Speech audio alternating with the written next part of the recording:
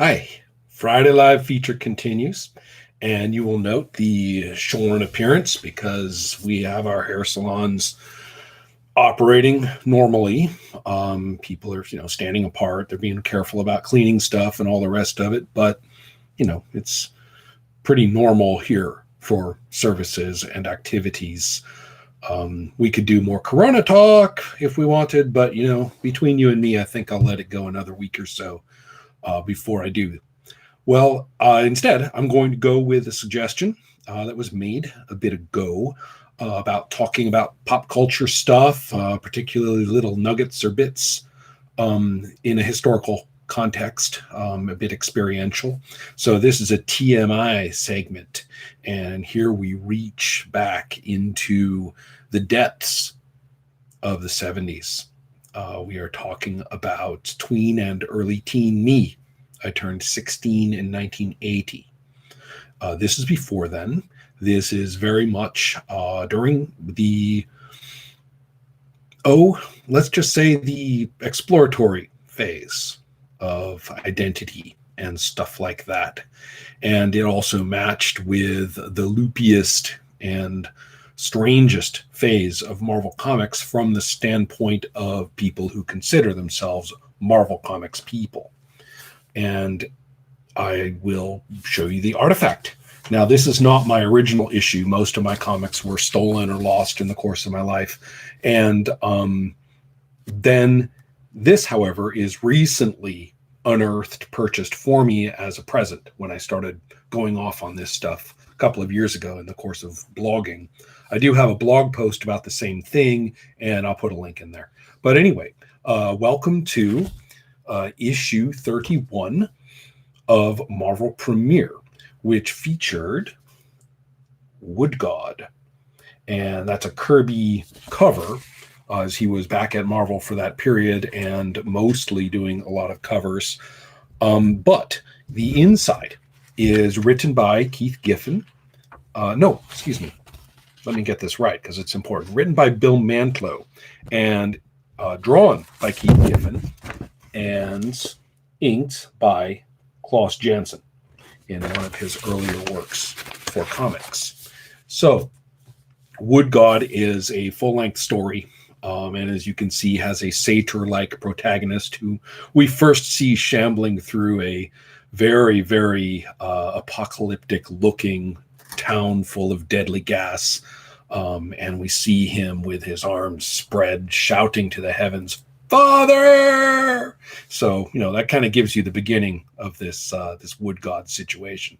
So, let us carry on a little bit further with talking about Wood God. And there is no Marvel statue. There's no Randy Bowen statue of Wood God.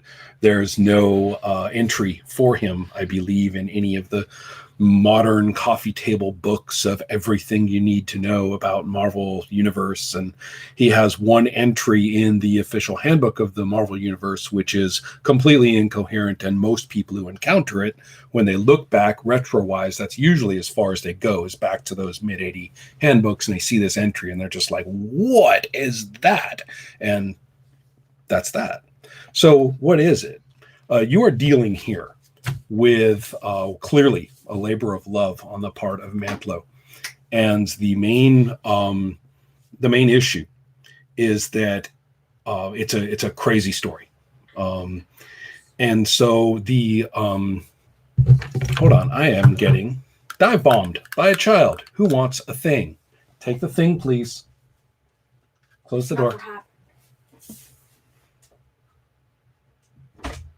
Welcome to. Is this sheltering at home? No, this is just a day off from school on the regular schedule. So that's why that happened. But I was talking about Wood God, and I was getting myself a little mired and wasting your time. Let's get straight to it. This is a story that could easily have been in one of the later volumes of Dangerous Visions or in one of the odder stories you might find in magazines such as Creepy and Eerie. It's very, very much in the tradition of Harlan Ellison style writing in his most, I am late 60s and I am off the leash kind of writing. And it's basically, yeah, this guy's been made, through genetic engineering and so forth, and brought up in a lab with two loving parents and no one else. And right when his bandages have just come off and he's really starting to look around, well, then the nerve gas gets released and the whole town is slaughtered, and by the nerve gas from the army research, which is related to his own creation somehow, but it's because like the rednecks of the town see that there's this goat guy in the backyard and then they go crazy. Well, anyways, he gets to shuffle around the ruined town with all these corpses, wondering where his father is. And so what happens? Well, basically he keeps getting attacked by things. First it's a mad dog, and then it's the government dudes who come in their scary looking enviro suits and their hover sleds to cover up their mistake and take him down, hoping to capture or kill him. And basically he kills everybody to death. I mean, Wood God's just this badass who, the more he's struck, the more he's confused, whatever. He's like, enough of that nonsense, and just goes and kills it. So it's just he leaps like a goat, and he's super fast and has no preconceptions and just operates with whatever he sees around him. It's pretty much the Hulk in some manifestations, especially this childlike demeanor and then this extraordinarily savage response, with more grammar, sort of. Wood God's somewhat more grammatical than the Hulk of that era. And also with no pants, right? The Hulk still has pants. Wood God, no pants, just shadows and fur. And that's kind of what we're looking at. Well, what happens with this can be easily, prefaced by the interview in Foom, Friends of Old Marvel, the Marvel Club of the mid-'70s that I was a member of. So I got to read, right when I get this issue off the racks, I get to read the interview with Bill Mantlo. And this is an era. I mean, Foom is hilarious. There's no editorial massaging at all. There's no vetting. There's no sort of corporate Marvel looking out for its interests to make sure that what's in Foom is, what they need to be said. That it's insane what these guys are saying. They're just riffing and talking. It's Rolling Stone has nothing on Foom in terms of unconsidered revelation of the creative process and personality. I learned quite a lot from my subscription there.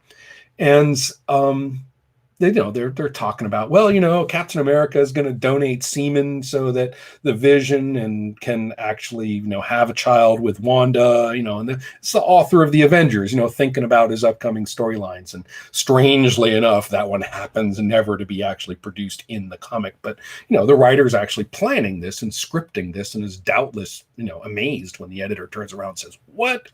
Okay, so what about Mantlo and Wood God?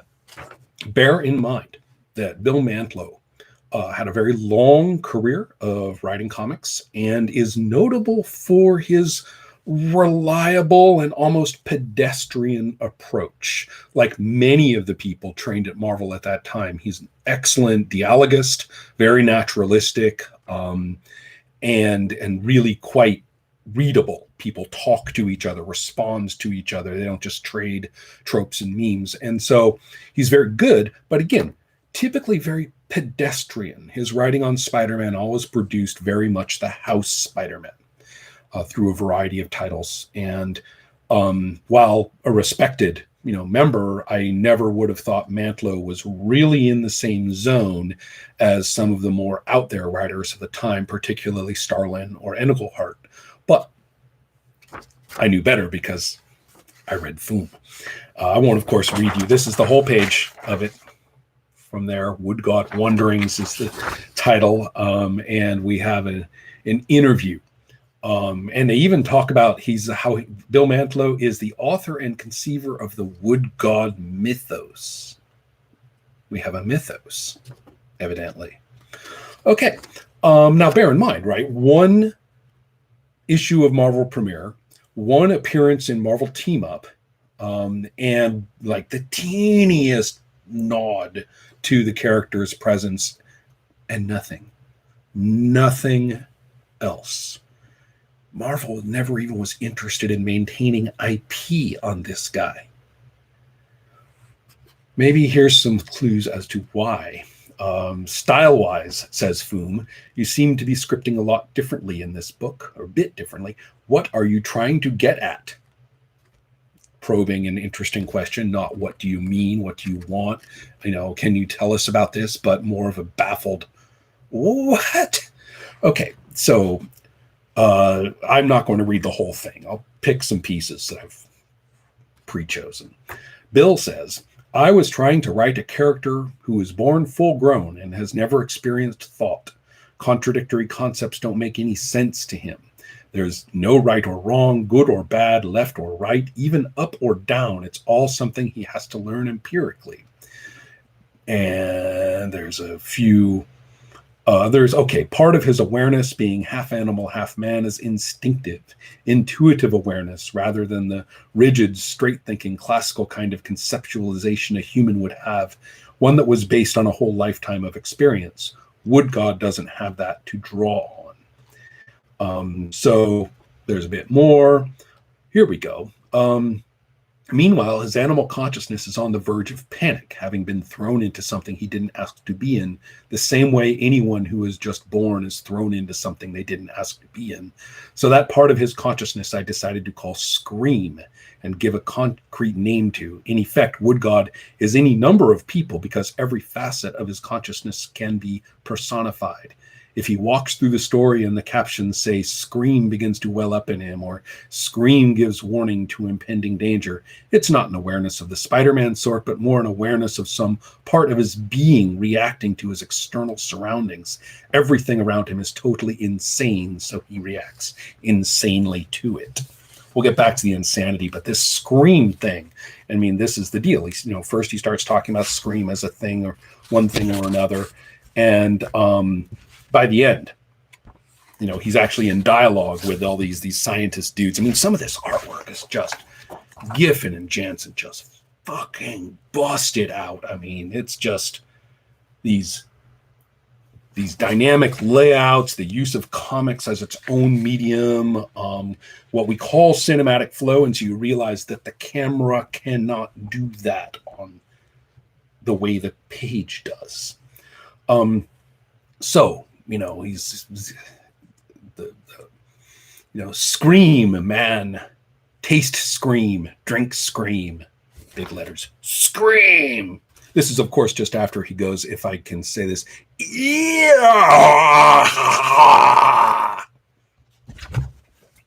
Come on. That's what it says. That was one panel of dialogue there, by the way. It continues. Let's see. If it smashes my face shield, I'm finished. Gas will get me before I can blink. Wood God's beating the shit out of him, right? This is pain, man. Friend to Scream. You brought pain. You will have pain back. Let's see. The guy he's beating up is like super bad. Okay, so don't feel bad. But he's saying, what are you? What are you talking about? Wood God, this first time anyone's talking to him, is taken aback. It's like, hi. Why doesn't the gas kill you? Why are you alive? What in God's name could have fathered a thing like you? Father is dead. What in, this is the guy, down there. His father is dead? Oh my God, Pace, you madman, you were mad, Pace. And then meanwhile, Wood God is walking away from him, not killing him. And he says, man means nothing. Scream has taken father. Scream will take Wood God. We are all Scream. And Pace is still talking. He says, that thing is going to have to pay for it. God help us all. And that's the end. So, right, we're talking, this is 70s bathos everywhere. And he goes on, right? We've got, all the clues being dropped are that Wood God is a borderline insane creation in an insane world. brace yourself. Here come the 70s. If you weren't there, it's all talking like this. Pay attention. We can see things that are totally insane in the world that we live in. We can see people killing whales. There's this Japanese businessman who is a bird conservationist, and he's spending millions of dollars to set up wildlife preserves in Japan. When asked, how do you put these two parts of your personality together? On the one hand, you're saving birds. On the other hand, you're killing whales. His answer was, yes, with one hand I stroke the bird, with the other I shaft the whale. The principle of the book that I've been leading up to is that everything is dualistic. There are two sides inherent within everybody, but in Wood God, the two sides are definite, concrete personalities working against or with each other at the same time, depending on the situation. The innocent wood god is looking for his father, while the savage wood god is tearing something apart because that something is attacking him. I had a story planned. It even goes beyond this one issue in which he's thrown into a mythical setting. We keep going on. Yes. Is he real? Is he real as reality is real? It's all this weird kind of crossover that I think is embodied in the character. He goes on about whether there is such a thing as a gray force as opposed to multiple black and white forces. I'll kind of spare you some of the rhetoric on that, but let's see, people are capable of a million different things. There are so many possibilities that I sort of rejected the linear Western philosophies when I did this book. The original title of this first issue was Zen and the Art of Dying. By making Wood God crazy, I want to set him totally apart from the whole universe. From his vantage point of separateness, he can examine it. Oh, for example, if you can see the stream, if you're outside the stream, you can see the stream. If you're within the stream, you're conscious of being wet, but you're never really seeing the stream as an entity. Look, I don't know if it was Est, or I don't know if it was books like, if you meet the Buddha on the road, kill him. I don't know what of those various encounter oriented activities Mantlo was involved in, but a lot of those Marvel guys were, and there was a whole lot of acid around the Marvel offices at the time, and a whole lot of Eastern this and Eastern that. So you throw those three things together, which is kind of my growing up culture, then along with all sorts of interesting other things, you're going to get this stuff. And so when I read Wood God, when I read Wood God when it came out, I was agog with fascination, recognition, correspondence, acceptance, and eagerness to see more. I got it. That talk, right, to a tween at that time in that place made perfect, recognizable rather than revelatory sense. So Jim Shooter, editor of Marvel Comics at that time, or assistant editor, and soon to become the chief editor, saw it quite differently. And you can see some struggles. That Marvel team up has some secondary text in it that clearly this shit would not be permitted to go on. And I think Mantlo was probably firmly wrapped on the snout with a rolled up newspaper, and the Wood God silliness was over. Mythos, me no mythos. And, Shooter didn't like Manwolf either. Who at this point had progressed from being an astronaut character in The Amazing Spider-Man, son of J. Jonah Jameson, who had got a moonstone embedded in him during his trip to the moon, which means that now he gets to turn into a wolf guy, really cool wolf guy too, with a wolf head, all white fur, right? Well, during this period of Marvel Comics, somebody decided to whisk Manwolf off to, sword and sorcery space opera adventures, where it becomes a super space warrior with an energy sword and has a fucking awesome time. So there's this whole sequence of Manwolf adventures where, he gets to be this wolf-headed guy with an energy sword roaming around with space princesses and savage barbarians everywhere. And it's a romp. It's super fun. Shooter hated it, just hated its guts. And so all that aspect of Marvel, what we think of as the cosmic loopiness and the inner self stuff, scotched from that point forward.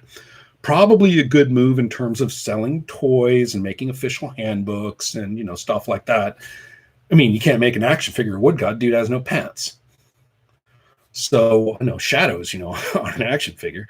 So anyway, That's how it worked out. And I'm sad because at that point, I really felt as though I had an active literature that was by people like me and for me as a younger member.